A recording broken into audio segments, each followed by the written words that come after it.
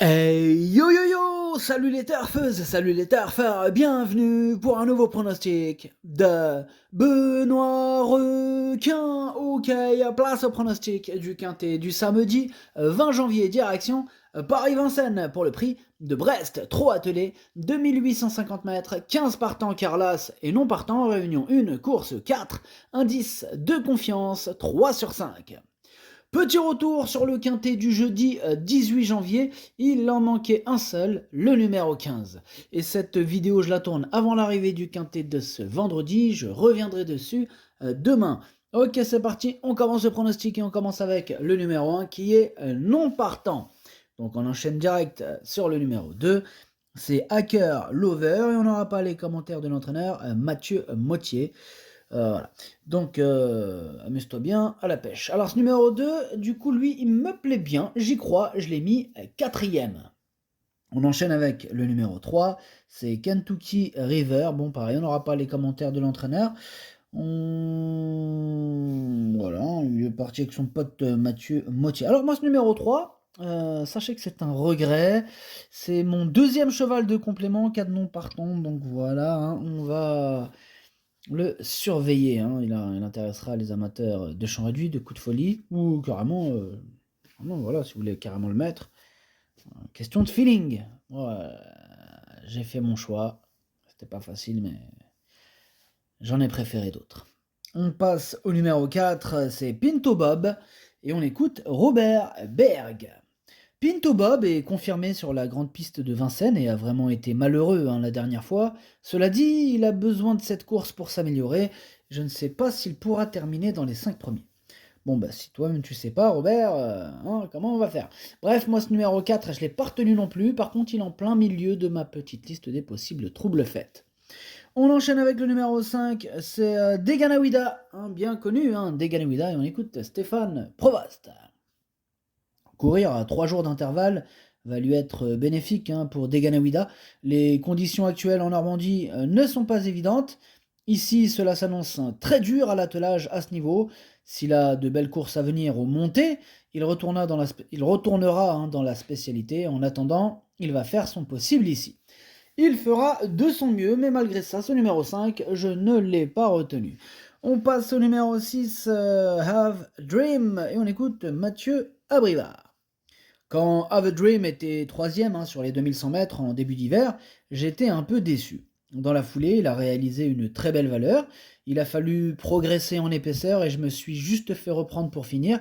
Il est resté très bien à l'entraînement. J'en attends un très bon comportement malgré l'opposition de qualité en tête. Le mien est un bon pisteur et c'est aller vite.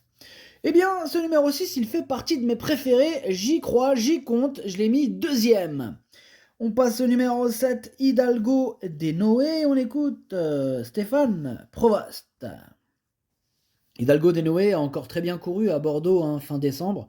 Tout de suite, je l'ai un peu moins à son aise à main droite. Bon, c'est écrit comme ça.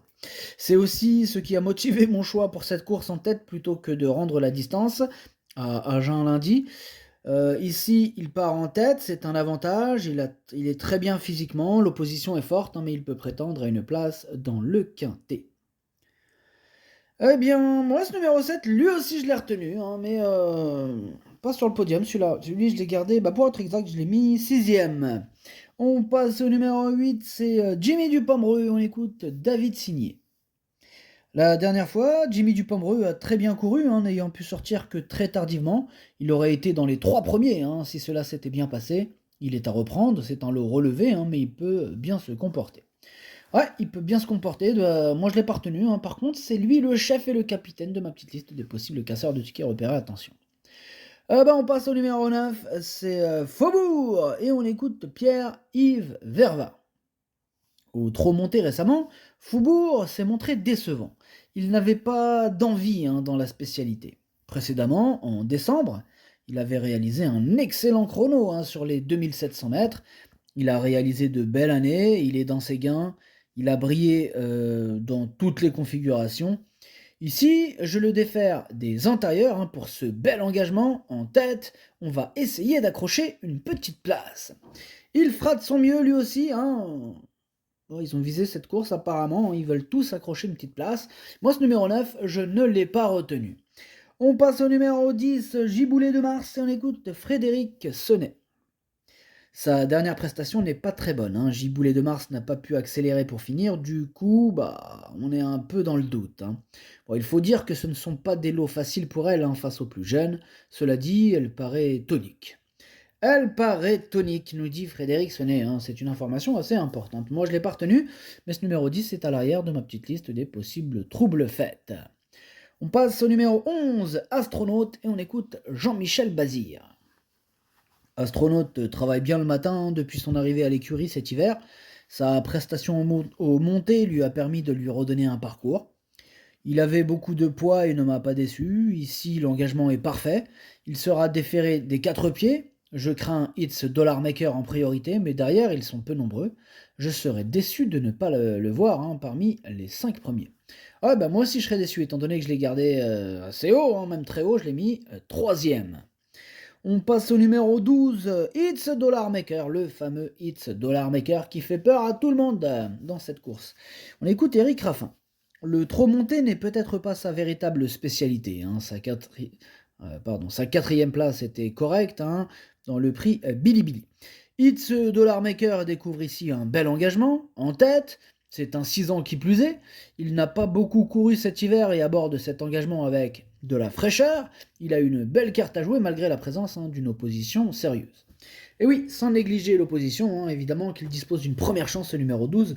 Il peut tous les battre. D'ailleurs, hein, il est en tête sur mon pronostic, c'est mon préféré. On passe au numéro 13, Bordeaux S, et on écoute encore Jean-Michel Bazir, hein, qui a apparemment acheté le quintet aujourd'hui. Bordeaux S est malheureusement parti au galop à Cagnes dans le prix de la Côte d'Azur. Depuis, il est très bien physiquement. Il a notamment bien travaillé à Grosbois. Il est capable de pleinement se racheter. J'en attends une très bonne sortie. Il a sa place à l'arrivée. Eh bien, ce numéro 13, lui, je l'ai retenu, mais en toute fin de combinaison. On passe au numéro 14 avec Gamin Jabba et on écoute encore et toujours Jean-Michel Bazir. Depuis la finale du Grand National du Trot, Gamin Jabba a très bien tenu sa partie en professionnel, hein, comme en amateur dernièrement. Il est vraiment bien et proche de sa course depuis plusieurs semaines. Alors l'occasion est idéale en tête, il a bien travaillé et a toute ma confiance. Mes 3 élèves devraient terminer parmi les 5 premiers. C'est pas mal ça, c'est une bonne information que nous donne Jean-Michel, en espérant que tout se passe bien évidemment. Ce numéro 14, je l'ai retenu lui aussi, je l'ai mis 5e. On enchaîne avec le numéro 15, Power, et on écoute Robert Berg. Il ne faut pas tenir compte, hein, de sa dernière prestation à Xevala, où il n'avait jamais été ferré aussi lourd, hein. Power court ce samedi en vue du Prix d'Amérique. Il n'a besoin que de cette course, hein. Cela va être cool de le redriver à Vincennes, une piste qu'il apprécie.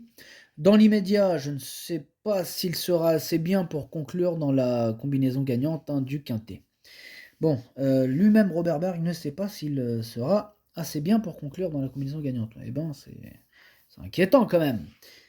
Si lui il sait pas, comment nous on va le savoir, hein. Donc là on va jouer, on va faire une devinette. Bref, moi dans cette devinette je n'ai pas participé. Voilà, étant donné que je l'ai pas retenu ce numéro 15. Par contre évidemment, c'est lui mon gros regret. C'est lui, hein, mon cheval de complément en cas de non partant. Attention, possible cassage en vue.